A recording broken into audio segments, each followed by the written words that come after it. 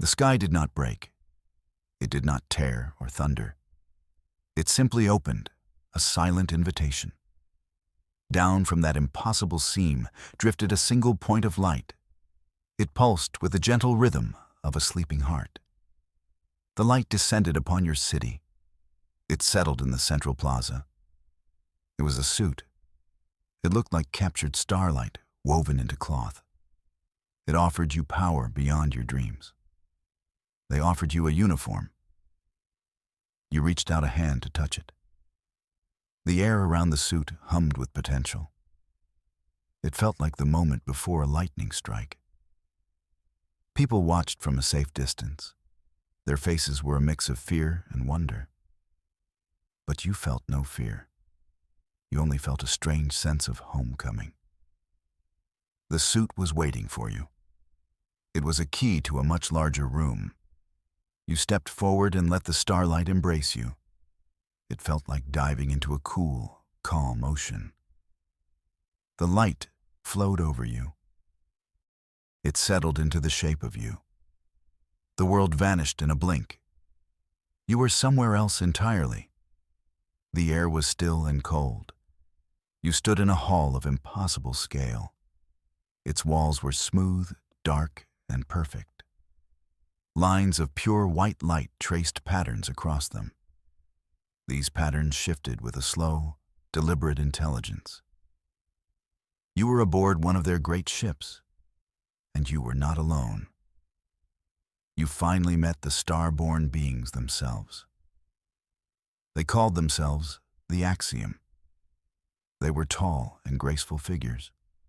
Their bodies seemed woven from the same light as the ship.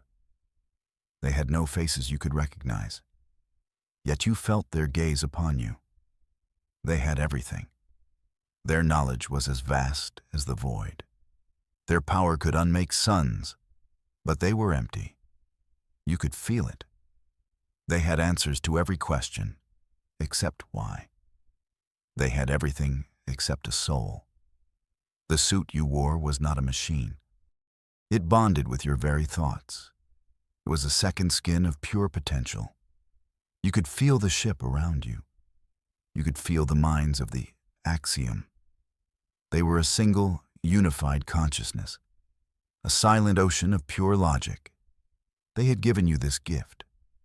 Now, you had to provide your payment, your first true payment. They did not want resources. They did not want your planet or your people. They wanted something far stranger. Your first task was to tell them a story. The request came as a pure concept, a packet of information downloaded into your mind. Share a narrative. Provide a sequence of events with non-logical causality. It was the driest request for a bedtime story ever made. You thought for a moment. You chose a simple one, a story from your earliest childhood. You began to speak. Your voice felt small in the immense hall. You told them of a great king. You told them of his fragile servant, an egg that sat upon a wall. The Axiom listened with a terrifying stillness. Their light did not flicker. The patterns on the walls did not shift. You spoke of a terrible accident, a fall that could not be undone. You spoke of all the king's horses. You spoke of all the king's men. The story ended. You described how they could not put the broken pieces together again. A deep hum resonated through the ship. The Axiom were processing your nursery rhyme. They ran trillions of simulations in an instant. They searched for a solution to the story. How could